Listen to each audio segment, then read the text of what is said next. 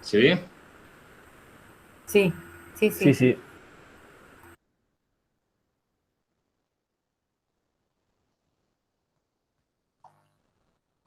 sí, ¿Están grabando? Sí. Sí, bien. Bueno, la idea hoy era continuar y de alguna manera darle algún cierre provisorio, porque todo cierre siempre es provisorio, al tema del espacio público. Digamos, provisorio en lo que se refiere, obviamente, a nuestra continua dedicación a estas problemáticas, tanto como urbanistas o ustedes como estudiantes de arquitectura, siempre vamos a trabajar y van a seguir trabajando incluso en otras materias, probablemente de otra manera, pero van a seguir trabajando sobre cuestiones que atañen al espacio público. Pero digo, también es un cierre provisorio porque en las sucesivas instancias del trabajo práctico, del desarrollo del trabajo práctico, más allá de la entrega de esta etapa, siempre el espacio público se hace presente de alguna manera porque es casi inevitable, ¿no? Pero bueno, hoy la idea de cerrar, de dar este cierre provisional, era referirnos a algunas cuestiones que forman parte de la bibliografía, no todas, las primeras que vamos a hablar, algunas forman parte de la bibliografía, pero que hacen referencia a algunas cuestiones que problematizan la situación contemporánea del espacio público, ¿no? Algunas de las cuales ya seguramente anticipó Javier, y tienen que ver con ciertas características que hacen que muchos autores hablen de una crisis del espacio público en la ciudad contemporánea. Eh, Podríamos definir esa cuestión, también podríamos reflexionar acerca de, que es algo que yo sé que ha planteado Javier, que si lo que llamamos hoy espacio público siempre fue espacio público, o siempre fue considerado espacio público, y si lo que vamos a llamar el día de mañana espacio público hoy es considerado espacio público. El espacio público es como categoría analítica, es una categoría un tanto problemática en ese aspecto, ¿no? Es susceptible, es más susceptible que otras categorías analíticas de ir variando su acepción a lo largo del tiempo. Fíjense lo que nos ha llevado a definirlo en los teóricos anteriores, a diferencia de lo que ocurre con algunas otras categorías que ustedes ya conocen, pero que vamos a desarrollar con más profundidad más adelante, seguramente en el próximo teórico, sobre tejido, por ejemplo, donde decimos, bueno, el tejido se define con cierta facilidad, como puede decir, son parcelas, las edificaciones y las actividades que albergan estas edificaciones y estas parcelas. Eso es el tejido. Con eso se alcanza para definirlo. Después hay que caracterizarlo y ahí se complejiza un poco más. Pero cuando definimos espacio público decimos, bueno, tiene que ser todo espacio únicamente de propiedad pública y no, también es de acceso público. Y si es de acceso público y es de propiedad privada, es espacio público y como y es lo mismo una calle que una plaza y una plaza es lo mismo que un parque y un parque que un centro de manzana que está abierto al público y ya se empieza a complicar. Por eso a lo mejor adelantaba esta cuestión, porque es probable también que ciertas cualidades, ciertas características que tiene el espacio público contemporáneo, quizás más que anunciar una crisis del espacio público, estén anunciando una resignificación de este concepto, que tal vez se naturalice totalmente el día de mañana si es que no está naturalizada hoy. Hay un autor clásico, un antropólogo, que es Claude Lévi-Strauss.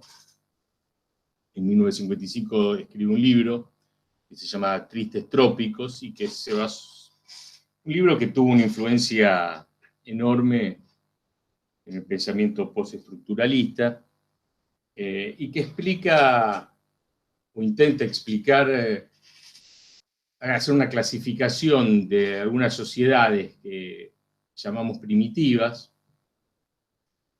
Y esta clasificación, entre otras cosas, se basa en el modo en que estas civilizaciones, o mejor dicho, culturas, si hablamos de primitivo, estas culturas tienen de relacionarse con lo que Lévi-Strauss llamaría el otro. Lo que los antropólogos hablan es de la otredad. Pero vamos a tratar de no usar esta palabra, este neologismo bastante desagradable. Cómo una sociedad decide relacionarse con aquellas personas que son distintas a los arquetipos o al estereotipo que cada sociedad maneja, por ejemplo, con respecto a lo que se considera una persona normal. Cada sociedad tiene una forma de tratar con el que es distinto, y a Lévi-Strauss le sirve esto para clasificar a esa sociedad, para caracterizarla. Y él habla de dos estrategias que tienen distintas sociedades. Cada sociedad adopta una de estas estrategias para tratar con los que son distintos. La primera estrategia la llama antropoémica. Antropos quiere decir humano, émico quiere decir vomitar. Vomitar en el sentido de expulsar, echar hacia afuera. O sea, hay sociedades que a los que son distintos los expulsan, los echan afuera. No pueden coexistir con los que son distintos. Entonces él habla de estrategias antropoémicas. Era, por ejemplo, una característica de los holandeses que fundaron Manhattan. Ustedes saben que la ciudad de Nueva York fue fundada por colonos holandeses que se instalaron en el sur de la isla de Manhattan y le compraron ese fragmento de tierra a unos indios que vivían ahí. Pero no coexistían con los indios. Llegaron, le compraron la tierra, hicieron un acuerdo y los indios se tuvieron que ir. Y así, de alguna manera, fue realizada en gran medida la colonización, después inglesa también, del territorio norteamericano. Iban ampliando sus fronteras, iban expulsando a las poblaciones originales que vivían en ese territorio. Y al día de hoy, muchas de los descendientes de esas tribus originales han terminado viviendo en parques nacionales, donde tienen cierto poder incluso, y cierta jurisdicción para hacer algunas explotaciones económicas, hoteleras, etc. Pero han sido usados en una sociedad, la sociedad inglesa, evidentemente, que no tenía interés o le resultaba muy problemático coexistir con los habitantes originales, por eso los iba corriendo. La estrategia contraria, con respecto al tratamiento al distinto, al otro, es la que utilizó, por ejemplo, la corona española cuando llegó a América para colonizar lo que se conoce como Hispanoamérica, ¿no? Que es una estrategia, de acuerdo a la terminología utilizada por Lévi-Strauss, como antropofágica. Ustedes han escuchado hablar de esta palabra, ¿no? Antropo, humano, y fágico es comer. Cuando hablamos de tribus antropófagas, hablamos de tribus que comen humanos. Pero lo que explica Lévi-Strauss es que, bueno, los antropófagos no comen simplemente humanos buscando nutrientes, para tratar de suplir una ración cotidiana de proteínas, sino también que hay una creencia de que tratar de que comerse al otro, incorporarlo al propio organismo, elimina todo aquello que lo hace distinto. Es una forma de perderle el miedo. Frente a algo que nos produce cierto temor o cierta inquietud, ¿qué hacemos? O lo expulsamos, o lo tiramos, lo escondemos abajo de la alfombra, o lo incorporamos a nuestra condición. O sea, eliminamos, borramos todo aquello que lo hace distinto. Una estrategia antropofágica en este sentido sería la de la colonización española, que iba convirtiendo en cristianos, iba cristianizando a los pueblos originarios. Por supuesto, no es que ocuparan un lugar después destacado dentro de esa organización social que imponía la corona, pero formaban parte de esa organización social. Ocupaban un lugar en esa organización y se cristianizaban en una forma de que dejen de ser distintos. Es otra forma de lidiar con el otro. Hay una forma que es sacarlo afuera que podría ser una cárcel. Nosotros tenemos estrategias émicas. A los delincuentes los metemos en la cárcel, o deberíamos meterlos en la cárcel, más precisamente. O también estaban las estrategias de separar a los locos, ¿no? En instituciones como manicomios. También había viejas instituciones en algunas sociedades que era la de la expulsión de la persona, ¿no? El destierro, que era a lo que lo condenan, por ejemplo, a Sócrates, le hacen elegir el destierro o beber cicuta en Grecia. Y Sócrates elige beber cicuta antes que el destierro, que era lo peor que le podía pasar a un griego.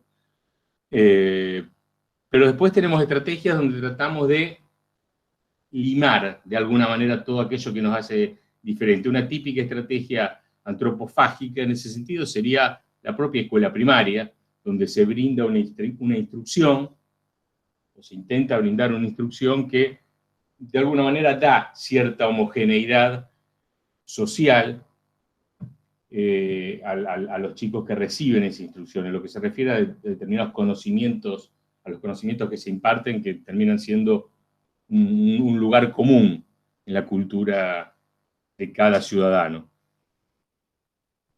El sociólogo Zygmunt Bauman, en 1999, escribe el libro Modernidad Líquida.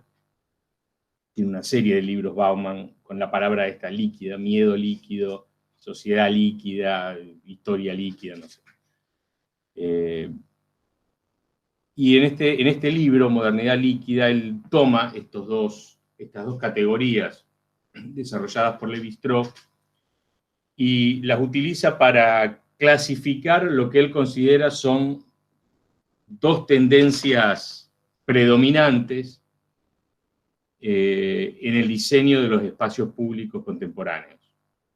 Y él habla de que hay espacios públicos fágicos y espacios públicos émicos, o espacios fágicos y espacios émicos en líneas generales. Por ejemplo, un típico espacio émico para Bauman sería el diseño del espacio público en una ciudad como Brasilia, una ciudad que tiene, más allá de sus bondades arquitectónicas, que son innegables, realmente tiene una escala que está pensada para el automovilista, no es una ciudad pensada para el peatón, no fue una preocupación. Por eso generalmente suele estar vacía. La ciudad tiene poca vitalidad, casi todo se desarrolla en automóviles, básicamente inmanejable por un peatón. Y lo que es un espacio público que tiende, diría, de acuerdo a la clasificación o al uso que usa Bauman de este término, tiende a expulsar al peatón, tiende a expulsar a las personas por su propio tamaño y su propio diseño. Una persona se siente fuera de lugar ahí, es obvio que ese espacio no está diseñado para ser recorrido por un peatón. Todo tiene que funcionar en su lugar, que era una característica típica del urbanismo racionalista, ¿no? Cada actividad requiere un tipo de espacio particular. Entonces, la plaza tampoco está considerada como un lugar de juego. La gente va a jugar a una edificación especial que está dedicada a los juegos. Están las guarderías para los chicos y están los gimnasios para los mayores. El espacio público es para circular, básicamente, y nada más, de acuerdo a la concepción corbusiana. Esta forma de entender el espacio público se traslada al diseño de muchos espacios. Esta es una imagen, por ejemplo, del distrito de Fiera, en la ciudad de Bolonia, diseñado por otro gran arquitecto, fue Kenzo Tange, arquitecto japonés, que es un distrito financiero en Bolonia, y que tiene este tipo de espacio público, ¿no? Acá son espacios que son habitados cotidianamente únicamente por quienes trabajan ahí, por los oficinistas, la gente que va a trabajar ahí.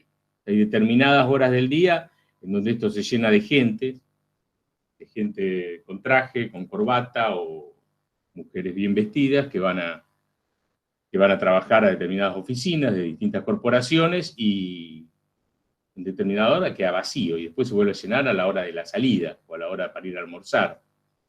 y no están diseñados para que uno los vaya a usar, estos espacios. A los únicos que no pertenecen a ese lugar y se les ocurriría ir a pasear a estos lugares es con algún arquitecto que esté sacando fotos de obras de Kenzo Tange. Y el ejemplo par excellence que usa el amigo Bauman es el del barrio La Défense, en París, que es el distrito financiero de París, donde no solamente está la escala del espacio, el diseño, no hay prácticamente árboles, o la vegetación que hay no sirve para dar sombra, hay muy pocos bancos, sino que los propios edificios, de alguna manera, contribuyen, según Bauman, a generar esta sensación de incomodidad en el usuario, ¿no? Uno ve estos edificios casi ciegos, que desde afuera uno no sabe lo que son, no sabe lo que ocurre adentro, no sabe si es un centro comercial, si es un edificio de oficinas, podría ser un hotel eventualmente. Y describe muy bien Bauman cómo el espacio público de La Défense se puebla de gente en el momento en que uno escucha el ruido que llega desde el subterráneo del metro de París, donde la gente baja rápidamente y se dirige a un centro comercial, a una oficina a trabajar, etcétera. O si son turistas, se amontonan alrededor del arco de La Défense, sacan fotos, suben y después salen corriendo en el próximo metro hasta el barrio latino de París para disfrutar de una ciudad un poco más amigable. Son espacios, repito, émicos, expulsan a las personas, no están diseñados para permanecer.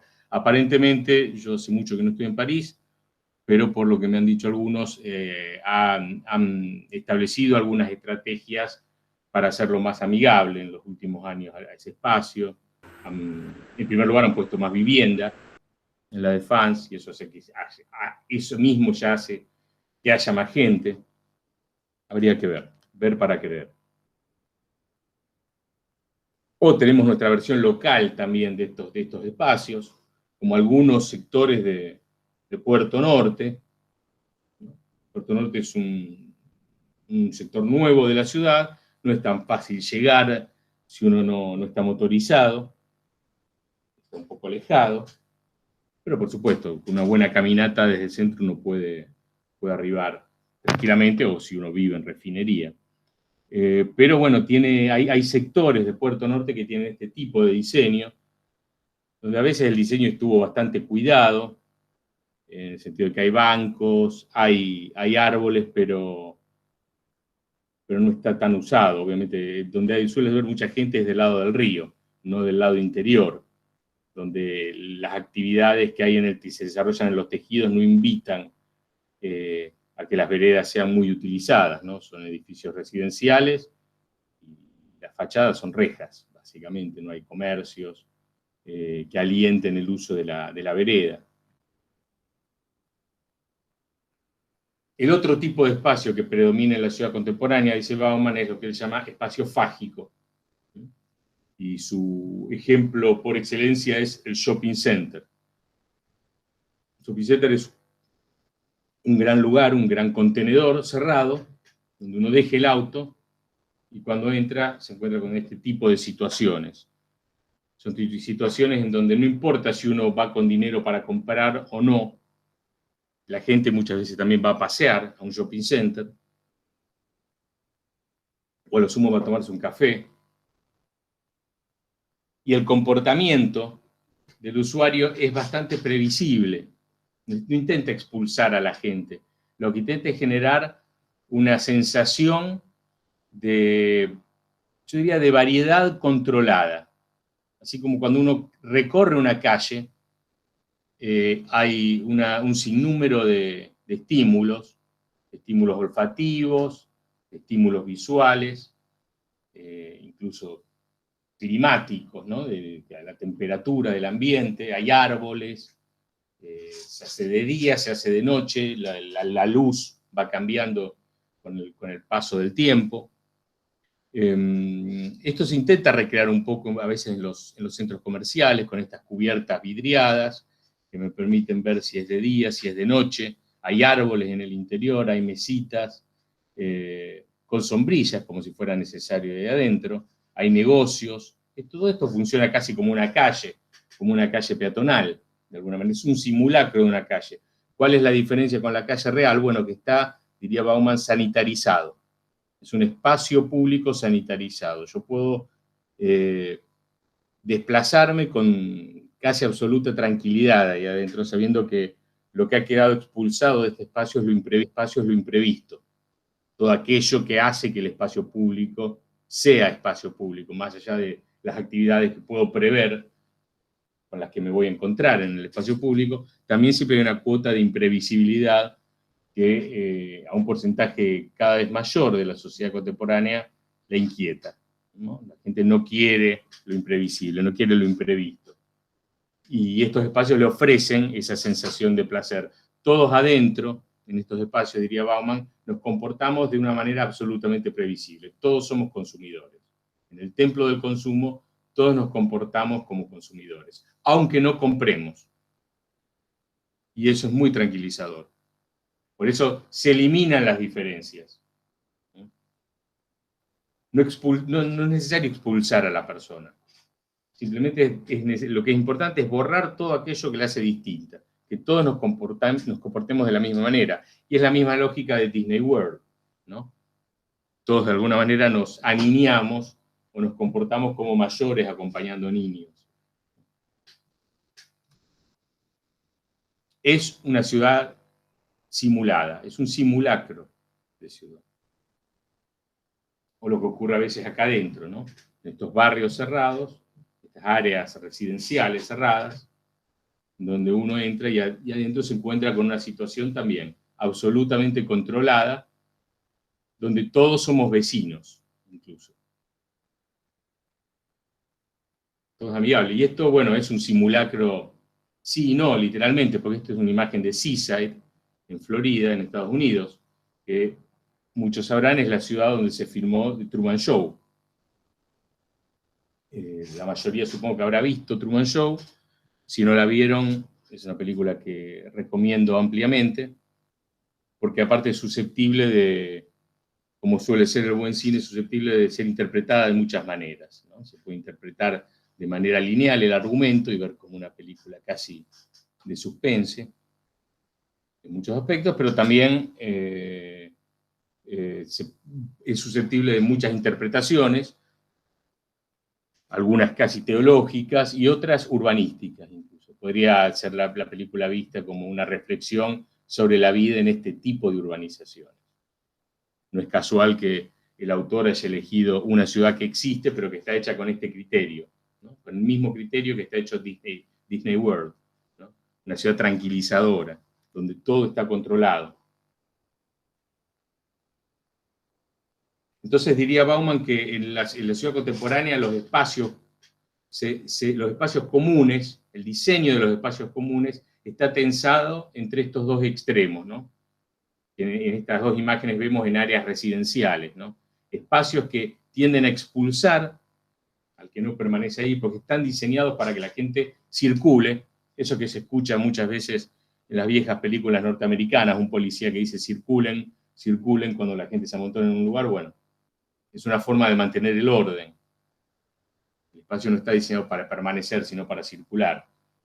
Mientras que hay otros espacios que están diseñados para que uno borre todo aquello que lo hace distinto. Son espacios que de alguna manera nos tranquilizan. Pero siempre el diseño apunta a una determinada estrategia, a consolidar una forma de tratar con el que no pertenece ahí, con el que es distinto. O sea, borrando su diferencia o expulsando al distinto, al que no tiene nada que hacer ahí. Y esta suerte de tensión frente al distinto también se ve a nivel macro en la ciudad. Lo que podríamos llamar la dimensión estructural del sistema de espacios públicos. No solamente la dimensión peatonal, la dimensión vivencial. De alguna manera, la ciudad siempre estuvo conformada por partes. Estos esquemas que estamos acá no están mostrando una ciudad necesariamente fragmentada, sino que son los modelos clásicos de interpretación de la ciudad, de la estructura de la ciudad, desarrollados por la sociología norteamericana y que explican cómo se organizan funcionalmente las ciudades, ¿no? Hay una teoría concéntrica que dice que las actividades de la ciudad se van organizando por anillos alrededor de un centro de negocios. Hay otras explicaciones que dicen que las ciudades, como el modelo de los sectores, que las ciudades se van organizando funcionalmente alrededor de los ejes que me llevan a ese centro de negocios de la ciudad, alrededor de corredores de movilidad. Y hay otra explicación que dice que la ciudad se va organizando en núcleos múltiples, ¿no? En sectores donde hay actividades que se atraen entre sí. Hay determinadas industrias que atraen otras industrias o determinados comercios. Hay un determinado tipo de vivienda que atrae un determinado tipo de vivienda y la ciudad se va conformando como una suerte de patchwork.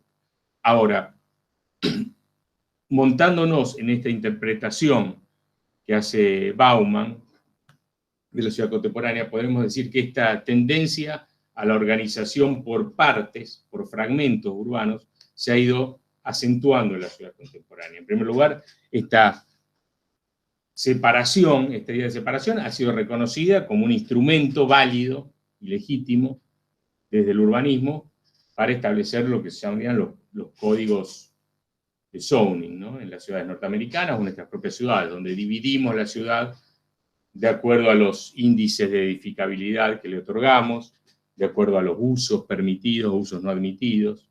Hay una lectura que tiende a segmentar la ciudad. Pero muchas veces esa instrumentalización, ese uso instrumental que hacemos de la separación, tiene otros componentes sociales que son ominosos, ¿no? Que son, si se quiere, más perversos, como por ejemplo estos mapas de primera mitad del siglo XX, hechos por instituciones bancarias, en donde se dividía la ciudad en distritos a partir de distintos trabajos de relevamientos, y lo que se trataba de establecer es cuáles eran los distritos más acomodados, donde vivía la gente más acomodada. Entonces las instituciones crediticias sabían a quién podían darle un crédito y a quién no, dependiendo en dónde viviese de la ciudad. O sea, ya sabían de antemano que a los habitantes de determinados distritos no se les iba a dar un crédito porque no los consideraban confiables. Y en la ciudad norteamericana muchas veces esto estaba relacionado también con la pertenencia a un determinado grupo étnico, sobre todo en la primera mitad del siglo XX. ¿Y no pasa eso todavía? Probablemente sí, pero no al nivel que haya pasado eso en Estados Unidos. En nuestro país no pasa tanto porque no hay crédito prácticamente. Porque es un país que no conoce el valor de crédito. Ojo, en Estados Unidos hay mucho crédito. Es un país que se mueve en base al crédito. No es para nada difícil conseguir un crédito para comprarse un auto, para ponerse un negocio. La gente vive pagando hipotecas, pagando deudas de créditos que se otorgan créditos con mucha facilidad. Increíblemente, y es algo que sorprende a cualquier argentino que se va a vivir a Estados Unidos. Lo fácil que es, una vez que uno tiene trabajo, que consigue trabajo, y no es difícil conseguir trabajo, les aseguro, en Estados Unidos, una vez que uno consigue trabajo y tiene una tarjeta de crédito, consigue crédito con bastante facilidad, por supuesto. Hay créditos para comprarse un auto y otra cosa es que a uno le paguen un crédito para instalar una compañía naviera, ¿no? Perdón, Roberto, sí. Perdón, pero me parece importante esto porque obviamente nosotros no estamos acostumbrados. Como dijiste, es una economía que funciona en función del crédito, que por otra parte es un rasgo del capitalismo bien funcionante, digamos. Sí, de la confianza. De la confianza, absolutamente. Es decir, hay gente que pasa la vida pagando cosas, pero no es un alquiler, sino que va comprando, digamos, ¿no? Sobre todo las cosas grandes, por ejemplo, la casa. La hipoteca de la casa es una cosa que se lleva gran parte de la vida productiva de un adulto. Sí. Pero bueno, después se hereda, digamos, se pasa a las otras generaciones y demás. Y después para todo hay crédito. Obviamente, hay tasas de interés bajísimas, mejor dicho, son positivas, pero muy bajas. Positivas quiere decir un poquito más que la inflación. Lo que pasa es que la inflación anual en Estados Unidos puede estar hoy día en el 2%, el 1%. Sí, ahora se preocupan anual. porque tiene el 2%. Entonces la tasa puede ser 3 o 2,5. ¿Entendés? Entonces, digamos, es realmente un instrumento muy generalizado. Un enorme porcentaje de la población tiene crédito y lo paga, en fin, gran parte de su tiempo. Sí, por eso son sociedades distintas. Bueno, pero volviendo a lo nuestro, yo lo puse como un ejemplo de cómo desde utilizando un instrumento de alguna manera caro al urbanismo, se podía empezar a fragmentar la ciudad ya a mediados del siglo XX. Pero bueno, lo que dicen algunos autores, como Peter Marcuse, que es el hijo del filósofo Herbert Marcuse, es que hay algo que caracteriza a la ciudad contemporánea, que es la división, la separación. La ciudad está pensada a partir de muros, ¿no? Él habla de muros metafóricamente, ¿no? A veces esos muros están materializados y a veces no, son simbólicos. Pero es una ciudad de muros, dice. En un intento de explicar una característica que es la de la fragmentación de la ciudad contemporánea y que atañe al uso del espacio público como un sistema integrado, pero es un intento de explicar lo que yo ya advierto, no que esté mal, por eso lo usamos y por eso forma parte de la bibliografía, el texto de Marcuse, no caos, sino muros, pero que cae en un error que es muy común a veces en la sociología contemporánea, que es la de ofrecer explicaciones simples para fenómenos complejos. Hoy, digamos, Marcuse ofrece una visión que es correcta, pero que es sesgada, no da cuenta de la complejidad. Lo único que explica todo a partir de una idea. En la sociedad contemporánea se intenta fragmentar, se intenta separar, se intenta segregar, y eso sirve para explicar todo. Bueno, eso es un error, porque justamente un sistema complejo no puede ser susceptible de una explicación simple. Pero bueno, teniendo en cuenta esta consideración, este pequeño defecto que suelen tener muchos pensadores, como Marcuse, sí podemos decir que hay divisiones en la ciudad contemporánea, divisiones que son sociales y divisiones funcionales, como vemos en esta imagen de un entorno urbano que conocemos muy bien, ¿no? Y que muchas veces se ven en procesos que tienden a fragmentar el espacio urbano y por tanto también el espacio público, ¿no? Estos procesos utilizando este neologismo, que es gentrificación, que viene de la palabra gentrification en inglés, que se usa para designar un proceso mediante el cual se expulsa entre comillas, por supuesto, no que se expulsa a punta de pistola, sino que se expulsa sutilmente a una población de menores recursos económicos de un sector de la ciudad en favor de otra de mayores recursos, ¿no? Cuando se hacen intervenciones recualificadoras y de reconversión de áreas urbanas que están deterioradas para hacer algún tipo de inversión inmobiliaria, y se suben, como es esperable, también los impuestos en una determinada área de la ciudad, al haber mejoras en infraestructuras, al haber mejoras en el espacio público, hay determinados sectores que ya frente a esa situación, que ya no pueden hacer frente a las nuevas cargas impositivas que tienen, deciden mudarse a barrios más económicos. Estos desplazamientos, más que expulsiones, son desplazamientos que son efectos colaterales de procesos de reconversión urbana, muchas veces, y que son muy difíciles de controlar, se han conocido como procesos de gentrificación y van produciendo divisiones sutiles y a veces no tan sutiles dentro del espacio urbano. Y esto lo usa Marcuse para decir, bueno, que en el fondo en la ciudad contemporánea hay distintas ciudades y cada una de estas ciudades se mueve dentro de sus propios espacios urbanos y de sus propios espacios públicos. Hay una ciudad que es lo que él llama la ciudad dominante. Grandes torres de viviendas o de oficinas, espacios exclusivos de residencia. Hay una ciudad abandonada directamente por el Estado, por ejemplo. o a veces no tan abandonada por el Estado, porque obviamente el Estado hace intervenciones y se ocupa de alguna manera de esta población, pero de una manera que no soluciona el problema estructural, que es el de la pobreza. Hay una ciudad desplazada, que no es una ciudad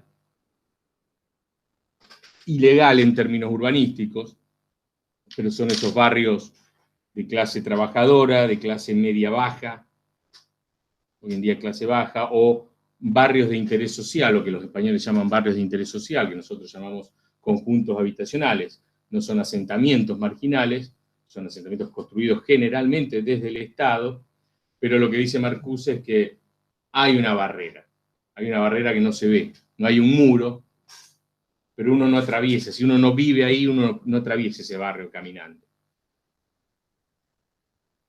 Hay un muro simbólico. Y hay estas ciudades, está la ciudad que gobierna, donde se toman decisiones, que pueden ser estas torres de grandes corporaciones, o incluso mientras uno está almorzando en un yate, en una marina, puede estar tomando decisiones que atañen a poblaciones enteras. Hay una sociedad de la producción masiva, dice Marcuse, con esta tendencia a aglutinar por conveniencias de la economía de cercanía y de escala determinadas actividades, como las actividades industriales. Hay una ciudad, dice Marcuse, que es la ciudad del trabajo no calificado y de la economía informal. Y una ciudad residual, de una economía ilegal, o una ciudad que tratamos de tapar y tratamos de expulsar, donde, por ejemplo, expulsamos a todos nuestros residuos, ¿no?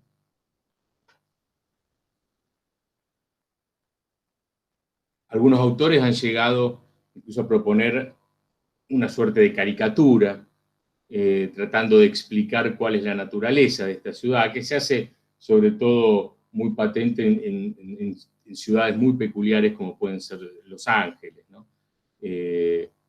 Dyer y Flusty hablan de quinocapitalismo, que sería el capitalismo de lotería. Quino quiere decir lotería, y ellos dicen que la ciudad está, la estructura de la ciudad está organizada con una lógica de un billete de lotería. Vieron que los billetes de lotería o los billetes del bingo están como cuadriculados y uno va, en cada cuadrito hay un número distinto. Bueno, un poco dice, la ciudad es así, ¿no? En cada cuadrito hay una actividad distinta, una actividad que puede ser recreativa, una actividad institucional, una actividad comercial, una actividad residencial, espectáculo, etcétera, de vigilancia, etcétera, y es una ciudad totalmente fragmentada, troquelada. Pero sin entrar en estos extremos, ¿no? Que son interpretaciones correctas, pero repito, que tienden a simplificar lo que en realidad es complejo. La realidad es que, y de esto volveremos más adelante cuando hablemos un poco sobre sostenibilidad, es que las distintas modelizaciones que se hacen sobre la ciudad contemporánea, así como antes veíamos esas modelizaciones de la sociología norteamericana, ¿no? De la ciudad por anillos, de la ciudad de sectores, o la ciudad de núcleos múltiples, bueno, se siguen desarrollando modelos explicativos de la estructura urbana de la ciudad contemporánea. Este, por ejemplo, es el modelo de la ciudad latinoamericana, propuesto por geógrafos como Barr, Borsdorf y Mertins, ¿no? Y que hay una característica que tiene, que es la de estos fragmentos que aparecen rodeados por círculos o por cuadrados, ¿no? Son ciudades que tienden a la insularización, a la existencia de desarrollos aislados, de desarrollos insulares, de desarrollos en donde los parecidos se encuentran con parecidos nada más, y no con distintos.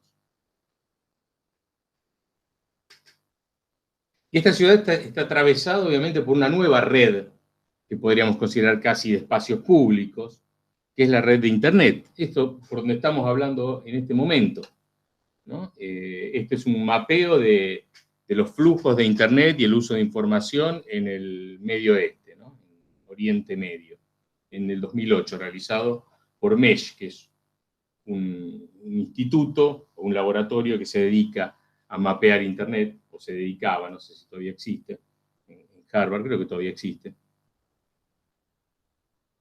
Hay distintas formas de mapear la web. Ustedes saben que no hay una forma real de mapear la web, siempre se mapea un fragmento o se hace una proyección, porque no existe una computadora tan potente y capaz de leer la totalidad de flujos que hay en la web a nivel global.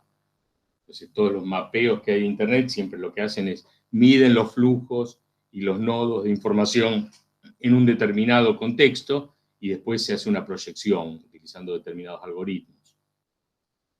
Pero bueno, esto es un mapeo de los flujos que hay en Internet en un determinado momento de 2008 en Medio Oriente. Ahí vemos los distintos países, ¿no? Lo que dicen algunos autores, planteaban en su momento, autores como William Mitchell, en Ciudad de Bits, City of Bits, en 1995, es que la Internet, que en ese momento era algo nuevo, no la Internet, sino la World Wide Web, ¿no? La Internet en realidad existe desde la década del 60. Internet es el hardware, ¿no? Son las computadoras y los cables. Lo que nosotros llamamos Internet vagamente e incorrectamente es la World Wide Web, que es el software que corre por los cables, por esta interconexión de terminales y cables.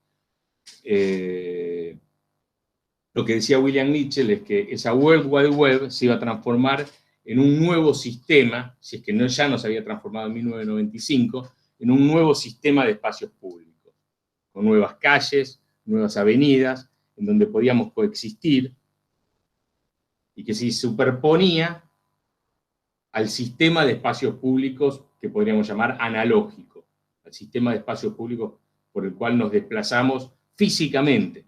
Hay otro sistema de espacios públicos que es virtual, y William Mitchell postulaba la necesidad de que surgiera el Vitruvio de este espacio público. Es decir, como hay un Vitruvio que entiende cómo es el diseño del espacio habitable, o hubo un Hipodamo de Mileto, que inventó para Occidente la cuadrícula como forma de organización del espacio urbano, como forma de organización más utilizada para el espacio urbano. Lo que postula Mitchell es que, bueno, tiene que aparecer nuestro Vitruvio, nuestro Hipodamo, ahora para que diseñe cómo es la arquitectura de este sistema, para que lo podamos entender, para que sea legible para cualquier usuario, como cualquier persona que se desplaza por una ciudad, aún sin tener un mapa y sin conocer la ciudad, y puede desplazarse, sabe cómo desplazarse. Probablemente ya podamos hacerlo. Ahora, este nuevo sistema de espacios públicos, y que sirve para redefinir el concepto de espacio público que tenemos en la actualidad, fíjense que estamos haciendo una actividad pública, pero cada uno desde un ámbito privado, en este momento, tiene una particularidad, y es que aumenta esa tendencia a la fragmentación. Todos hemos hablado, hemos oído hablar y hemos hablado seguramente en conversaciones entre amigos de la llamada grieta acá, que no es otra cosa que la manifestación de un proceso global, que es el proceso de polarización. Estamos en un mundo que se ha ido polarizando cada vez más. Esa es una característica que tienen determinados momentos históricos, y ya se han vivido, no es la primera vez que ocurre en el mundo. Hemos pasado de una etapa de un siglo XX, de una creciente integración. ¿Por qué? Porque la televisión, la radio, el ferrocarril, el telégrafo, eran medios que acortaban las distancias y permitían una integración muy fuerte, pero siguiendo una lógica centralizada. Hay una estación de tren, hay una emisora de señales en la radio, en la televisión, también con el telégrafo, pasaba eso. La World Wide Web, la Internet, lo que permite es una organización en red. Una organización en red no es una organización arbórea, no es una organización con un vértice claro y un centro claro. Pero las organizaciones en red, en la realidad, no en las modelizaciones teóricas, matemáticas, no son homogéneas. Nosotros solemos oponer una organización en red a una organización jerárquica. Pero en la realidad las organizaciones en red tienen muchas jerarquías porque tienden a la polarización.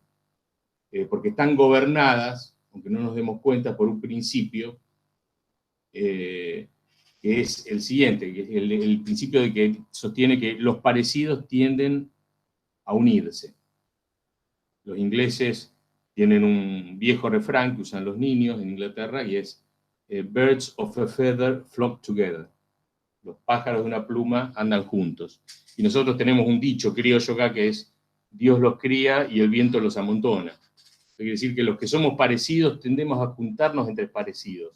Y toda organización en red tiende a organizar clústeres de personas con intereses comunes. Y esto es algo que genera esa polarización. La polarización no es el resultado de simplemente una mente maquiavélica que está haciendo todo lo posible para que nosotros nos peleemos entre nosotros si estamos a la derecha o a la izquierda de algo. Es una característica típica de los momentos históricos que han estado organizados alrededor de una lógica reticular. E Internet promueve esto. Todas las redes se organizan así, en las redes humanas y las redes en la naturaleza. Siempre surgen los clústeres. Y siempre surgen los jugadores que están mejor posicionados, a través de los cuales todos tienen que pasar si quieren comunicarse con otros clústeres. O sea que esto que parece esta estructura nueva de espacios públicos virtuales que postula Mitchell, que se superpone a la estructura y al sistema de espacios públicos analógico y espacial y físico al que estamos acostumbrados, en realidad aumenta esta tendencia a la fragmentación, a la que hacía referencia Bauman o a la que hacía referencia Marcuse. Probablemente tengamos que esperar a que pase un periodo histórico, pero sabemos que los periodos históricos se han ido acelerando. Y hay siempre, en este sentido, podríamos decir que es cíclico, y esta ubicuidad de la red inmaterial, de la World Wide Web, en realidad lo que ha hecho es acentuar esa diferenciación a la que ya hacemos referencia cuando hablábamos de neurbanismo, esta diferenciación que había identificado muy bien, no me sale ahora el nombre del autor, pero bueno, ya me voy a acordar, Melvin Weber, uno de los principales estudiosos de la ciudad a principios de la década del 70, donde hablaba de que había dos tipos de ciudadanos, si ustedes recuerdan, ¿no? Dos tipos de ciudadanos en las ciudades contemporáneas. Están aquellos para cuya subsistencia el espacio físico, material, es absolutamente esencial, necesitan de eso, y otros que no necesitan de ese espacio, porque las grandes decisiones que toman y en las cuales se basa su subsistencia dependen más bien de la red inmaterial. Y él lo decía antes de la invención de la World Wide Web, pero dependen del teléfono, del telégrafo, decía, del fax, en ese momento que se usaba fax, de otras cuestiones. Y son gente que vive en aeropuertos, están deslocalizados, están desespacializados. Es una sociedad aespacial. Por eso él hablaba de la era aurbana o antiurbana, la posturbanidad. Pero hay dos tipos de sociedades, repito. Quienes viven en ese mundo, quienes no necesitan del dato espacial y quienes necesitan imperiosamente del dato espacial para vivir. Y después en el medio se situaba el mismo Weber, decía, estamos los que estamos con un pie en los dos mundos, ¿no? Tenemos un pie a veces en ese mundo antiespacial que caracteriza a nuestra sociedad y tenemos un pie en el mundo espacial que caracterizaba a la sociedad urbana, no la sociedad posturbana. Que es lo que de alguna manera intenta poetizar Steven Spielberg en esta película que supongo que también la mayoría habrá visto, ¿no? Ready Player One, que se presta también a una reflexión sobre la ciudad contemporánea muy interesante, ¿no? Donde el protagonista está dividido entre estos dos mundos, entre el mundo real, que es espantoso, una ciudad, un mundo distópico, en un barrio de contenedores, donde las viviendas están apiladas, son contenedores apilados unos sobre otros, y un mundo virtual, donde él es quien quiere ser. Es un personaje distinto, donde nadie conoce quién es, y donde todo el mundo vive esa existencia partida, ¿no? Y es la realización de un sueño, en el fondo, la realización de una vieja añoranza que caracteriza al hombre moderno de acuerdo a los distintos análisis que han hecho sociólogos, psicólogos durante el siglo XX, que es el liberarnos de nuestro cuerpo, de alguna manera, de nuestra corporeidad. Quien ha estudiado cómo esta tendencia a abandonar lo corpóreo o a considerar nuestro cuerpo como casi como un lastre, como una incomodidad, y cómo esto tiene un impacto en nuestra forma de vivir el espacio público, ha sido el sociólogo norteamericano Richard Sennett. Lo ha hecho en muchos libros, pero quizá el libro donde mejor lo ha desarrollado es Carne y Piedra, Flesh and Stone, de 1994, aunque ya lo había desarrollado este tema también antes en La conciencia del ojo. Probablemente de una manera, en La conciencia del ojo lo ha desarrollado de una forma más familiar para nosotros los arquitectos, pero el tratamiento más completo que hizo de este tema es en este libro, posterior, que tiene unos años después.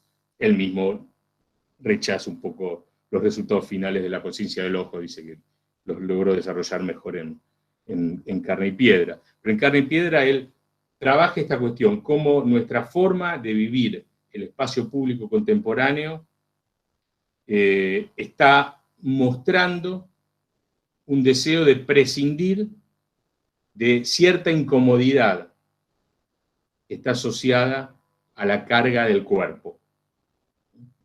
El uso de instrumentos mecánicos como puede ser un aire acondicionado o una calefacción para no sentir frío o calor, para aislarnos un poco de lo que ocurre alrededor.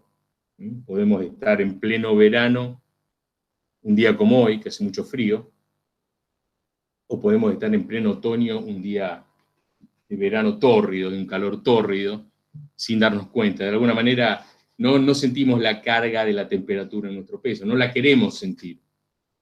Diseñamos también incluso ropa cada vez más específica, ¿no? Cada vez viene ropa, antes la ropa abrigada era ropa muy pesada, que todavía la seguimos usando porque nos gustan esos viejos abrigos que suelen ser bastante elegantes por otro lado, pero también se diseñan ropas que uno se pone una campera de un iclo, casi tiene el mismo peso que tenía una vieja remera para jugar al fútbol.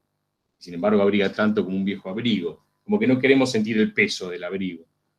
Queremos vestirnos igual como si estuviéramos saliendo de la bañera, prácticamente. Estamos por la ciudad aislados también, vamos con cascos, escuchando música, y no queremos sentir los ruidos, y no nos permitimos vivir la totalidad de la experiencia del espacio urbano. Recuerden eso que hablábamos antes de la experiencia sanitarizada, ¿no? De los espacios fágicos, ¿no? Queremos vivir todo lo bueno de vivir el espacio urbano, pero queremos una experiencia sanitarizada. ¿Qué es vivir, digamos, un espacio urbano donde yo no quiero sentir la molestia de escuchar el ruido de los bocinazos o el ruido de la gente y no quiero interrumpir el seguir escuchando mi música favorita? Es vivir el espacio público como un espacio sanitarizado, donde todo aquello que interfiere con una actividad que quiero seguir desarrollando, quiero borrarlo. Quiero vivir en el espacio público, pero sin vivir la lejanía de estar distanciado de mi oficina o de mi casa, y por eso inventamos dispositivos como un celular, o podemos estar en el medio de la naturaleza trabajando como si estuviéramos en el medio de la oficina. Es una experiencia deslocalizada, donde ya el cuerpo o la corporeidad no tiene la misma importancia que tenía antes. Lo que sostiene Sennett es que debemos recuperar esa corporeidad, y se vive incluso a nivel físico, ¿no? Con el desarrollo de estas grandes infraestructuras de la movilidad y de autos cada vez más cómodos, que nos permiten realizar este viejo sueño de vivir en el campo y trabajar en la ciudad, y desplazarnos rápidamente entre dos entornos urbanos radicalmente distintos, y en menos de 40 minutos o 40 minutos estar en casa o estar en la oficina, salvo que nos agarre algún atasco de tráfico. Pero obviamente el recorrer estas distancias enormes en autos, que son posibles de recorrer gracias a las infraestructuras, como puede ser una autopista, hace que la experiencia de vivir el espacio público se descorporalice de alguna manera. Porque la velocidad que alcanza el auto no es la velocidad natural que nosotros podíamos alcanzar con nuestro cuerpo. Si nosotros recorriéramos en los hechos, ya sea en bicicleta o caminando, esa distancia todos los días, llegaríamos muertos. Pero terminamos ese viaje en auto, que son kilómetros, como si hubiésemos caminado 5 cuadras a veces. Hay una desconexión entre la forma de vivir el espacio público como sistema y nuestro cuerpo. Podemos recorrer grandes distancias sin sentir el impacto en nuestro cuerpo. ¿Y qué otra cosa es esto? Lo que estamos viviendo en este día. Me parece que también nosotros nos debemos una reflexión. Tal vez sería hora de que empecemos a reflexionar sobre la ciudad y el impacto que ha tenido este último año y medio que hemos vivido, este año y medio distópico que hemos vivido. Recuerdo en los momentos más álgidos del encierro del año pasado, que salir a la calle era como salir a recorrer la Buenos Aires del Eternauta, si alguno leyó alguna vez el cómic del Eternauta. No había nadie en la ciudad. Era realmente de ciencia ficción. Pero por otro lado estamos viviendo una situación peculiar que tiene que ver con el cuerpo directamente. El filósofo Antonio Escotado, en 2 de sus libros, explica muy bien esta cuestión. Uno de sus libros más famosos, que es la Historia General de las Drogas, cuenta la historia de las drogas desde la antigüedad hasta nuestros días, drogas ilegales y drogas legales, por supuesto. Pero también ocupa un lugar importante como a principios de la década del 70 se desata una cruzada global, impulsada por Estados Unidos, contra los consumidores de drogas ilegales, por supuesto. Es una guerra contra el cuerpo, como dirían muchos libertarios. Dicen, bueno, de la piel para adentro es mi jurisdicción.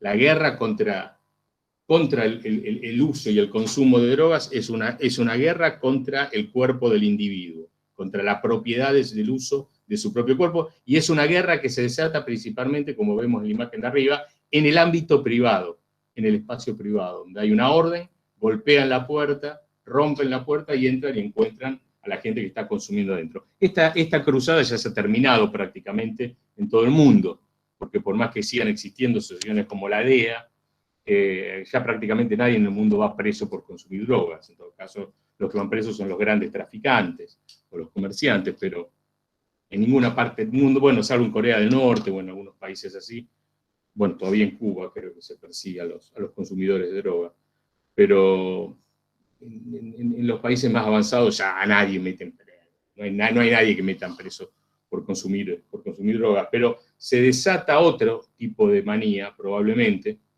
contra el cuerpo y que tenga una implicancia en nuestro uso del espacio público, porque en el fondo esta necesidad de andar midiendo la temperatura de nuestros cuerpos para ver si podemos desplazarnos, que nos digan que no podemos usar el espacio público más allá de 600 metros a la redonda de nuestra casa, que se esté hablando de la posibilidad de que se consolide el uso de un pasaporte sanitario para poder movernos por el planeta con cierta libertad, es una forma de tratar de controlarnos a nosotros a través del control de nuestro cuerpo. Es una expresión, quizás sea una expresión exacerbada de esta manía por considerar a nuestro cuerpo y a su relación con el espacio como una suerte de estorbo, y un intento de sanitarizar aún más el espacio urbano. Decimos, hay que sanitarizar el espacio urbano de lo imprevisto, de que pase alguien corriendo y nos robe, de la suciedad, de los ruidos molestos, e incluso de nuestros propios gérmenes. No estoy diciendo que esto sea lo que vaya a ocurrir, porque no soy adicto al trabajo intelectual que intenta predecir el futuro. Yo creo que lo importante es entender el presente y entender el pasado, y a partir de ahí lanzar hipótesis acerca de cómo puede desarrollarse el futuro. Pero sí es interesante ver el crecimiento de determinadas tendencias y que van a tener un impacto en el uso del espacio público y que resignifican en el fondo el uso que hacemos del espacio privado. estamos viviendo en una sociedad en donde esta actividad que estamos haciendo ahora, como recién mencionábamos, la estamos haciendo del espacio privado. Y vemos el espacio privado cada vez más como un santuario que ha sido invadido por Internet en los últimos años, pero sigue siendo el espacio de refugio. Esta imagen clásica de la película clásica, que también recomiendo ver, de John Ford, The Searchers, de 1956, muestra un poco esa imagen, ¿no? La intemperie está fuera de la casa, dentro de la casa está lo que nos protege, más allá del simbolismo, el marcado simbolismo que tiene esta imagen, de mostrar a la mujer de espalda mirando hacia afuera. Adentro está el vientre materno, hacia afuera está el desierto, donde no tenemos que ir. La protección está en el espacio interior. Y hay una identificación que es sustancial al ser humano con ese espacio interior y con la vivienda. Muchos estudios psicológicos muestran que estas figuritas antropomórficas que vemos arriba, hechas por chicos, en realidad son manifestaciones simbólicas del yo. Nosotros identificamos nuestro yo con nuestro cuerpo. Dibujamos esos cuerpos hechos con líneas y con circulitos un tanto toscos que hacen los chicos, y es una manifestación simbólica de cómo se ven a ellos mismos. Y lo que sostienen muchos estudios psicológicos es que hay muchos símbolos que usamos para hablar de nuestro yo, de nuestra propia persona. Y uno de esos símbolos es el esquema que vemos abajo, la casa. Cuando los chicos dibujan una casa, también están proyectando de alguna manera cómo se ven ellos mismos. Hay un autor francés clásico, de 1958, escribe La poética del espacio, Gaston Bachelard, donde trabaja justamente este tema, la identificación de la casa, de la arquitectura, y acá ya voy anticipando algunos temas de nuestro próximo tema de trabajo, que va a ser el tejido, la identificación del espacio interior, del espacio privado en el fondo, con nuestro propio cuerpo, con nuestra mismidad, dirían algunos.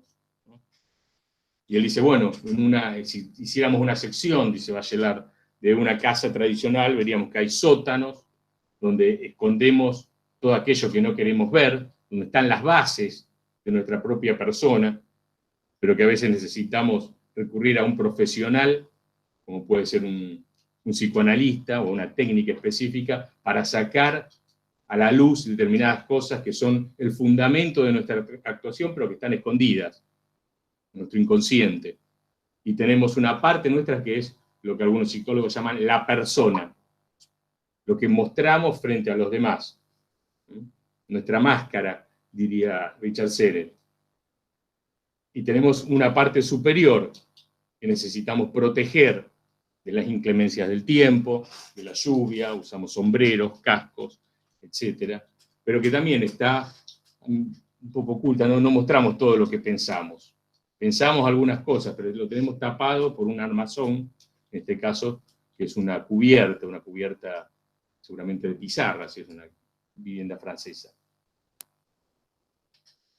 Y hay una identificación, dice Bachelard, entre la persona y la casa. Y es una identificación que se vio corroborada en encuestas y en entrevistas que se realizaron en distintas universidades norteamericanas, sobre todo en la década del 70, donde se entrevistaba a distintas personas acerca de ellas mismas y acerca de su vivienda de elección. Obviamente era gente que tenía la capacidad monetaria, ¿no? La capacidad de dinero para poder elegir dónde vivir. Entonces se veían que determinados tipos de personajes públicos, grandes empresarios, solían elegir este tipo de casas, donde se muestre su poderío, self-made men. Profesionales liberales, como médicos, abogados, gente joven, intentaba vivir en casas de diseño, pero otro tipo de casa.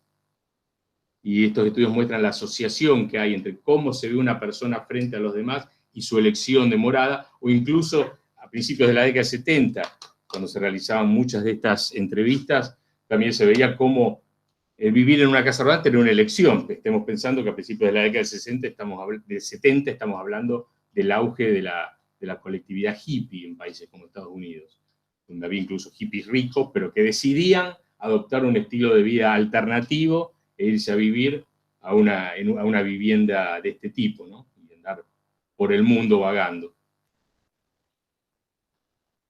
Y esto es lo que explica, de acuerdo a muchos autores, a muchos antropólogos, incluso la incomodidad o cierta insatisfacción permanente que parecemos encontrar en las distintas entrevistas que hacemos a habitantes de viviendas colectivas, más allá de la calidad de la vivienda colectiva. La mayoría de la gente asocia la idea de casa con la idea de una construcción aislada y propia. ¿Qué es esto? Es mucho más fácil vender esta imagen que vender la imagen de una torre. Y esto es lo que dibujan los chicos. Esto lo hemos mostrado también otro año. Cuando a chicos que viven en este gran conjunto habitacional del Bijlmer, ¿no? Cerca de Ámsterdam, en los Países Bajos, les piden en jardín de infantes que dibujen su casa, no dibujan las torres, dibujan esto. Para ellos la casa es esto. Es una proyección de sí mismos. Es muy difícil verse a uno mismo proyectado, reflejado en una vivienda colectiva, más allá de que puede estar diseñada por Le Corbusier.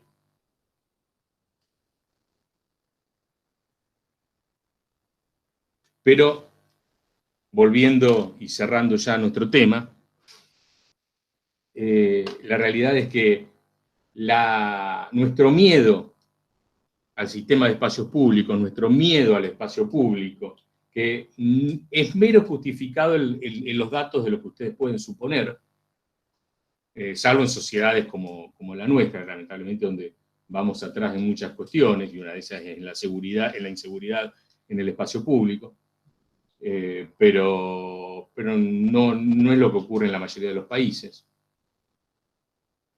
Pero es obvio que parecería haber un alejamiento, ya no sentimos que el espacio público en general, a una población que está globalizada, nos contenga, y tendemos a refugiarnos en nuestro espacio íntimo, en nuestro espacio privado, con rejas, o el que vive en una torre mirando a la ciudad desde arriba. Pero tenemos la necesidad de alejarnos de ese espacio. Incluso en el diseño del espacio público, de los grandes equipamientos públicos. Acá vemos el centro de distrito sudoeste en Rosario, que se abre hacia su interior. El gran espacio no está puesto hacia afuera del edificio, con una plaza exterior, sino con una plaza interna, adentro del edificio. Hay una dicotomía entre el espacio público y el espacio privado que se va acentuando en favor del uso del espacio privado. Y esta cuestión fue muy bien desarrollada, casi con una gran ironía y con una gran acidez, por un personaje que ustedes conocen, que es Rem Koolhaas. Rem Koolhaas, cuando estudiaba arquitectura, él era estudiante de periodismo, y era periodista, creo, pero fue a estudiar arquitectura en Londres, creo, y como viaje de estudios se fue a Berlín. En ese momento Berlín estaba dividida por el famoso muro de Berlín. Todavía estábamos en un mundo dividido en dos grandes fracciones, ¿no? La mitad comunista y la mitad capitalista. Y la ciudad de Berlín, después de la Segunda Guerra Mundial, había quedado en su totalidad, que era la antigua capital alemana, había quedado adentro del territorio de la Alemania comunista. Pero la ciudad había quedado dividida en dos mitades, una mitad capitalista, perteneciente a la Alemania federal, la Alemania capitalista, y otra mitad perteneciente a la Alemania comunista, que era la Alemania soviética. Entonces, como los habitantes de la mitad comunista se vivían pasando a la mitad capitalista, lo que decidieron hacer las autoridades de la Alemania comunista es rodear con una muralla toda la ciudad, la mitad de Berlín que pertenecía a la Alemania federal, y evitar que la gente se pase. Esa fue la historia del muro de Berlín, que parece increíble, pero existió. Lo que hizo Koolhaas, finales de los 60, cuando él viajó, fue y hizo todo su trabajo de estudio, como su tesis final, analizando el muro de Berlín. Y se dio cuenta que el muro de Berlín, si bien empezó con un alambrado y fue evolucionando, no era simplemente una muralla, sino que era un conjunto de muros, de murallas, de alambrados. Acá vemos en la imagen de la izquierda gente que armó una estructura para poder ver del lado occidental, para poder ver lo que ocurría del lado oriental. Pero él decía, es una gran arquitectura. Es una gran obra de arquitectura que separa dos ciudades. Y con su acidez, ironía y también cierta malevolencia que lo caracteriza, dice, bueno, me di cuenta que en realidad qué paradójico que los habitantes del mundo libre sean los que viven encerrados en la muralla. Porque todos querían escaparse aquí adentro. Lo que ocurría adentro de la muralla, en la ciudad amurallada, no escaparse de la ciudad amurallada hacia afuera. Hubiera sido lo esperable. Todos querían meterse ahí adentro. Y si los más libres de todos, ¿quiénes son? Los que se pueden desplazar por adentro de esta gran arquitectura, que son las distintas murallas, las distintas fortificaciones que conforman el muro. Esos son los más libres de todos, que pueden ir de un lado para otro sin ningún control. Porque obviamente los que vivían adentro de la Berlín occidental tampoco podían ir a la otra Berlín con tanta facilidad, tenían que pasar controles, etcétera.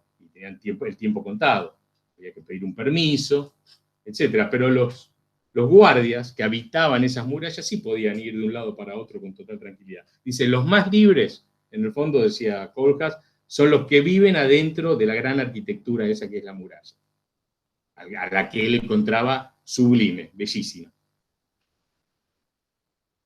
Y esto lo inspiró, ya vemos, otro recorrido de la muralla cerca de la puerta de Brandenburgo.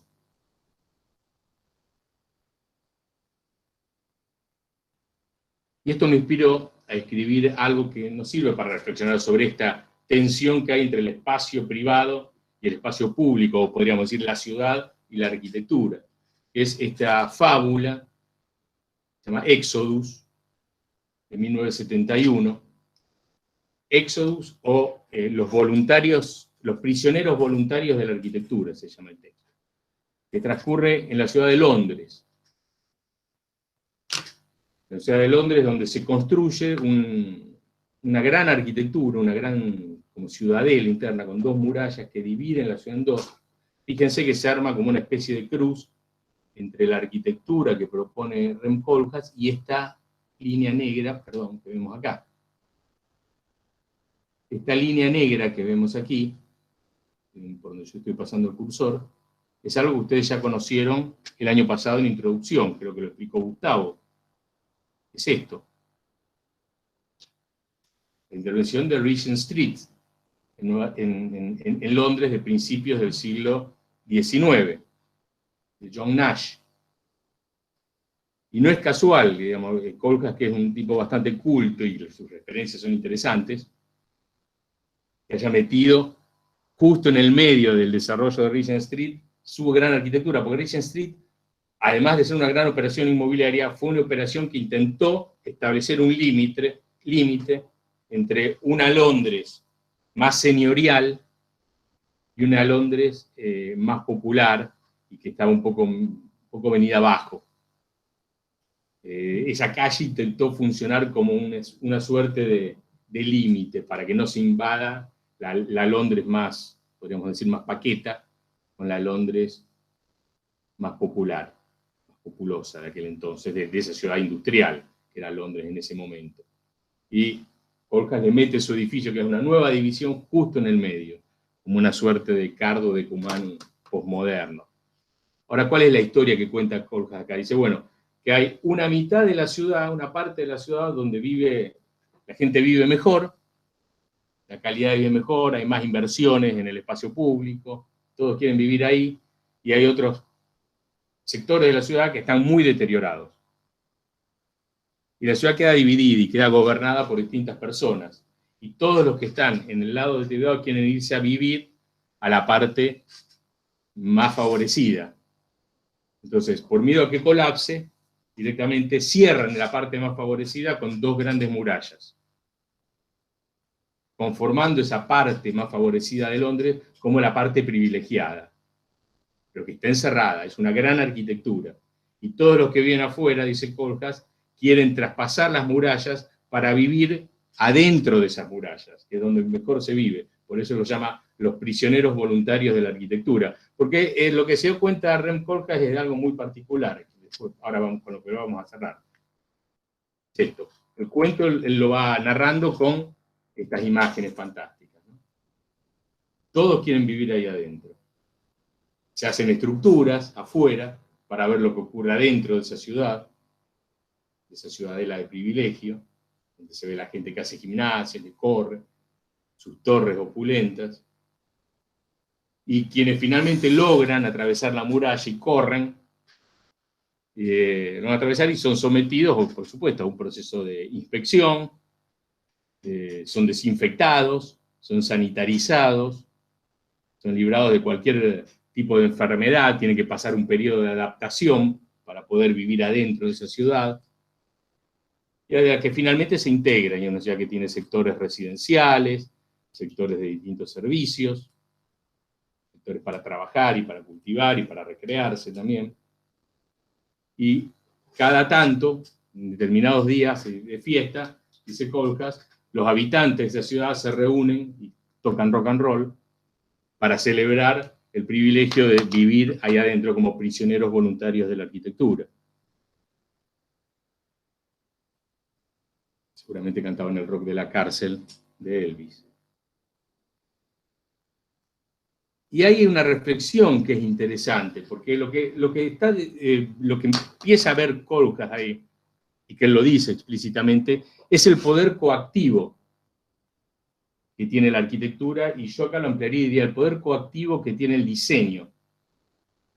Y vamos a ver por qué. Cuando hablamos de coacción y hablamos de libertad, obviamente es importante entender de qué estamos hablando. Hay muchos conceptos de libertad, pero todos se mueven entre dos extremos que fueron desarrollados muy bien por un pensador, un filósofo fue Isaiah Berlin, en una conferencia que dio en la Universidad de Oxford en 1958. Dos conceptos de libertad. Y él ahí establece que hay dos formas, dos acepciones extremas de libertad, que a veces, bueno, según sus propios criterios son bastante incompatibles.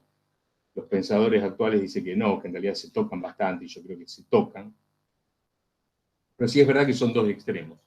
Está lo que se conoce como acepción negativa de libertad y otra que es la acepción positiva de libertad. La acepción positiva de libertad proviene de alguna manera yo diría, de la física y de una idea que tenía Galileo, ¿no? Galileo decía que si uno pone en movimiento un determinado cuerpo, una esfera, la esfera va a ir avanzando, va a ir avanzando, va a ir avanzando y se va a detener cuando su movimiento se ha detenido. Se ha detenido porque se encuentra con una pared o por el propio rozamiento que tiene con el aire. Eso la detiene. Hay un impedimento para que la roca siga avanzando.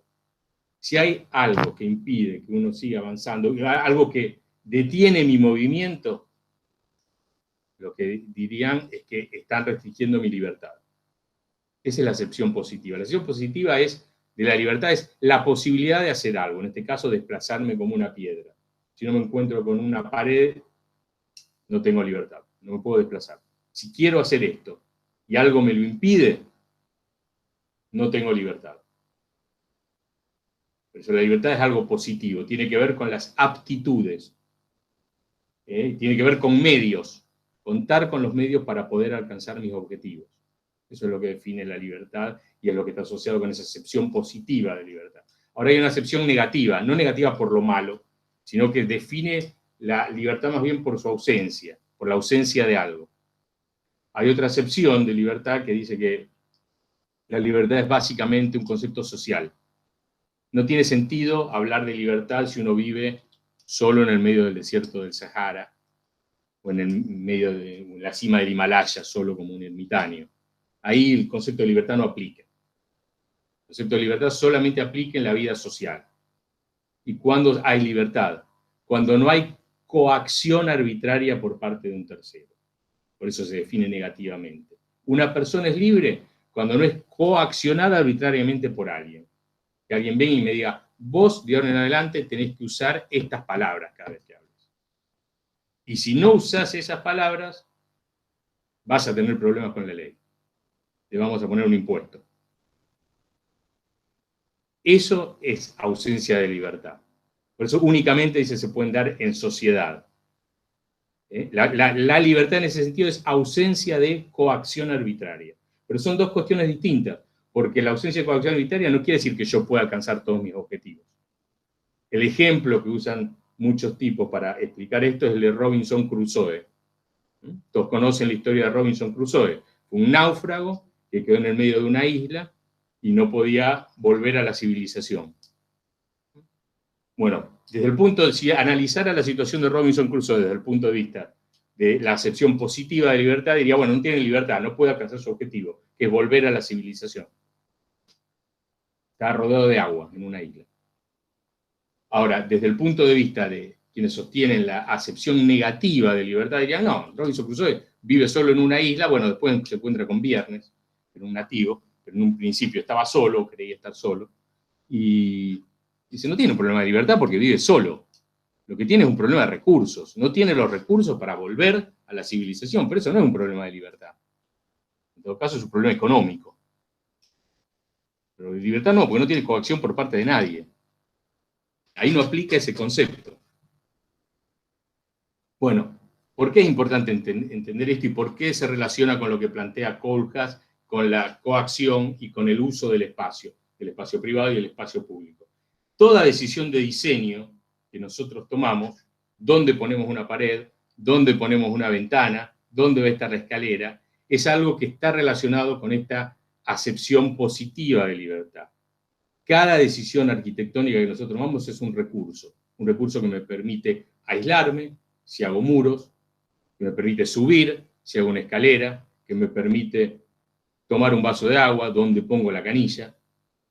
Yo estoy dotando de recursos a una persona, un pasillo me sirve para caminar, una ventana me sirve para mirar afuera o para iluminar. Estoy dando recursos para que pueda hacer determinada actividad. Ahora, desde el punto de vista de la acepción negativa de libertad, la arquitectura es muy coactiva, porque el arquitecto lo que está diciendo es dónde yo puedo aislarme, por dónde puedo subir, donde pongo la ventana es por dónde voy a mirar. El arquitecto dice, yo quiero que vos mires hacia el norte, pero no voy a abrirte una ventana hacia el sur. ¿Por qué? Porque yo no quiero. El pasillo va a estar ubicado en esta parte de la casa, no va a estar en otra. Y la cocina va a estar acá, y la canilla va a estar donde yo diga. Toda decisión arquitectónica, es lo que se da cuenta muy astutamente Rem Koolhaas, es una imposición. La arquitectura es un gran acto coactivo para Rem Koolhaas, porque me dice cómo tengo que hacer las cosas. Me posibilita hacer cosas, pero me está diciendo cómo las voy a hacer y que las voy a hacer en donde el arquitecto haya decidido y cómo el arquitecto haya decidido. En el fondo, toda decisión de diseño es así. Cuando diseñamos el espacio público estamos metiendo barreras, estamos coaccionando a que el ciclista vaya por determinado circuito y no por otro, a que la gente camine por determinado lugar o se siente en determinados lugares y no se siente en otros, prohibido pisar el césped, que la gente estacione en un lugar, que la gente circule de determinada manera por un lugar, si va en auto, si va caminando, son barreras que estamos poniendo. Y esto nos lleva a reflexionar acerca de otras cuestiones. Bueno, ¿cómo se usa el espacio público? El diseño del espacio público puede albergar esta tremenda libertad, a veces que es la que me determina la vitalidad en gran medida de ese espacio público, donde uno se salta las cosas, uno decide cruzar la calle por el medio de la cuadra, cuando en realidad está prohibido, en vez de cruzarlo por la esquina, donde está marcado el cruce peatonal, y uno cruza en diagonal una plaza pisando el césped para seguir el camino más corto, en vez de hacer el camino en ángulo recto, que es como a lo mejor el arquitecto decidió que tenía que hacerlo. ¿Cómo hago para contener con estos gestos de diseño coactivos una vida muy compleja y una utilización, actividades que hacen que el espacio público sea de una gran complejidad? Toda la historia del diseño urbano, de la arquitectura no quedan dudas, porque obviamente hay arquitectos que promueven espacios menos coactivos, que han promovido una arquitectura menos coactiva, como podrían ser los espacios universales de Mies van der Rohe. Prácticamente todo se divide con algún tabique liviano y es todo lo mismo, pero son la minoría. Realmente son muy pocos los arquitectos que se han determinado a trabajar de esa manera el espacio habitable. Ahora, en la escala urbana es más complejo. Podemos ir desde proyectos como la reforma de la Défense, propuesta por el mismo Rem Koolhaas en 1991, en un concurso, donde propone continuar el eje de la Défense. Acá vemos este cuadrado negro que está acá, es el arco de la Défense. Y si sigo por todo este recorrido blanco, llego al centro de París. Pero dice, bueno, desarrollar toda la periferia de la Défense con una cuadrícula, una retícula, al estilo de la retícula de la ciudad de Manhattan, y dejar que las edificaciones que están ahí, que son de bastante mala calidad, se vayan deteriorando, y listo. Y que después, arriba, sobre esa retícula, se pueda desarrollar cualquier cosa. Que no haya reglamentaciones, que sea como Manhattan. Ocurra lo que ocurra, o que ocurra dentro de alguno de esos rectángulos. Acá yo diría hay una descripción muy fuerte, esa idea, esa acepción negativa de libertad. No poner la menor cantidad de elementos coactivos. O esto, que es una adhesión explícita a la idea, a la acepción positiva de libertad. Diseñar toda la ciudad, como hizo Lucio Costa, como cada elemento de la ciudad como un elemento que me posibilita hacer algo, me posibilita desplazarme, me posibilita jugar, me posibilita vivir, me posibilita estudiar, pero donde Lucio Costa decide. Y cómo Lucio Costa decide que yo voy a hacer cada actividad. Son los dos extremos. Esto, ¿cómo voy a configurar una calle? ¿Voy a dejar el juego abierto para que distintos propietarios, distintos arquitectos, distintas empresas constructoras vayan configurando esa avenida? ¿O voy a tomar las decisiones de manera centralizada desde el gobierno y voy a decir, no, la avenida vamos a definir cómo son los edificios, cómo es el tejido, cómo es la avenida, vamos a decir todo? Y el extremo se ve aquí. Esta es una estrategia de diseño del espacio público que no es muy utilizada. En algunos países europeos se la utiliza y es criticada, incluso es criticada por gente como Yangel, que es lo que se llama shared space, espacio compartido. Y se basa en una premisa psicológica. Dice, si todos usamos el mismo espacio, peatones, ciclistas, automovilistas, los más poderosos, o sea, los que van arriba de un auto, los que van en la bicicleta, se prestan más atención a lo que ocurre alrededor. Instintivamente bajan la velocidad. Y todos pueden coexistir en un mismo espacio. Hay entornos en donde estas estrategias se han desarrollado bastante bien, hay entornos donde han presentado algunos problemas. Depende a veces del entorno espacial, a veces depende de la sociedad, etc. Y hay veces que se da simplemente en sociedades donde todo está desorganizado. Pero bueno, es una forma de organizar el espacio que se basa en lo psicológico y que tiene más que ver con esta idea de la acepción negativa de libertad. Diseñar el espacio público para que no haya ningún tipo de coacción. Dejar la decisión en manos de los distintos actores. Reconocer esa complejidad y que cada uno, la complejidad se articule. O decidir esto. Creo que esto es de Yangel. Yo te voy a dar los medios para que vos hagas todo. Te sientes, comas un pancho, comas palomitas calientes, camines, vayas en bicicleta, vayas en auto, te tomes un colectivo, disfrutes del aroma de las plantas, pero lo vas a hacer por donde yo diga. Si no, no lo podés hacer. Estás fuera de la ley. Vas a cruzar la calle por donde yo diga y el auto va a andar por donde yo diga. Bueno, estos dos extremos están presentes y quizás el auge que tiene esta forma de diseñar la ciudad, que no digo que esté mal, pero estoy señalando algunos extremos, no deja de ser una especie de simulacro de ciudad, quizás en el fondo se ve exacerbada aquí. Y vuelvo a mi reflexión, a la reflexión que nos debemos acerca del futuro de la ciudad y del espacio público en estos tiempos, y me pregunto si la increíble aceptación y la increíble pasividad a nivel global con la que fueron recibidos un montón de restricciones que a la postre se han demostrado prácticamente absolutamente ineficaces para detener una pandemia, porque La evolución de casos ha sido prácticamente igual en Texas que en Nueva York o en Florida que en Los Ángeles, que son todos estados que siguieron las estrategias contrarias. Y digo, tomo esos casos como ejemplo porque son países donde las mediciones son más confiables que en el nuestro. Pero la aceptación, sin embargo, que han tenido las medidas restrictivas en el espacio público para monitorear nuestros cuerpos o para decirnos cómo tenemos que usar el espacio verde, es llamativo y que ya sea indicativo de una realidad, de que ya a lo mejor no sabemos o hemos ido perdiendo nuestra capacidad como actores para utilizar este espacio público. Este espacio público tan vital, que era el espacio público del cual estaba enamorada Jane Jacobs, ¿no?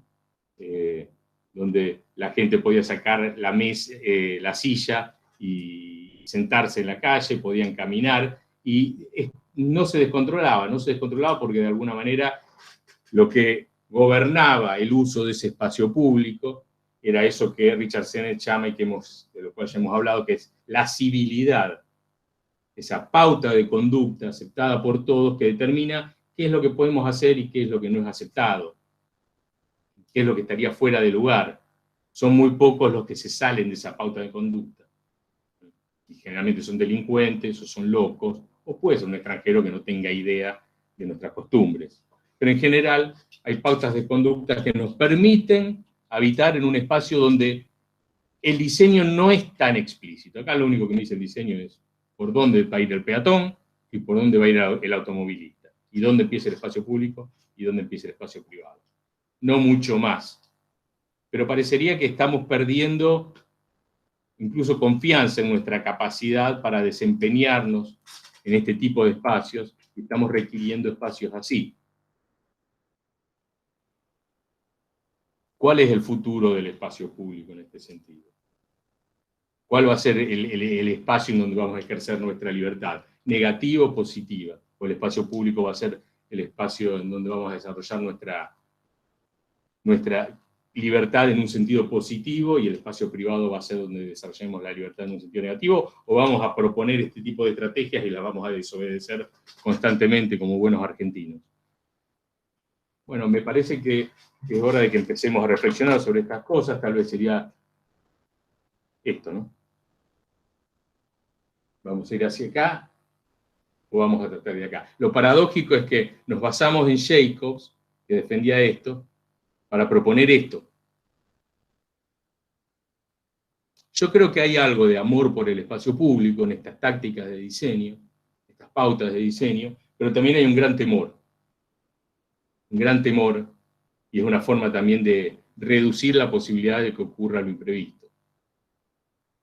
Y ese temor probablemente tiene sus riesgos siempre, ¿no? Está este equilibrio delicado entre el miedo a lo imprevisto, que nos hace buscar seguridad, pero que a la larga nos puede hacer también perder la libertad.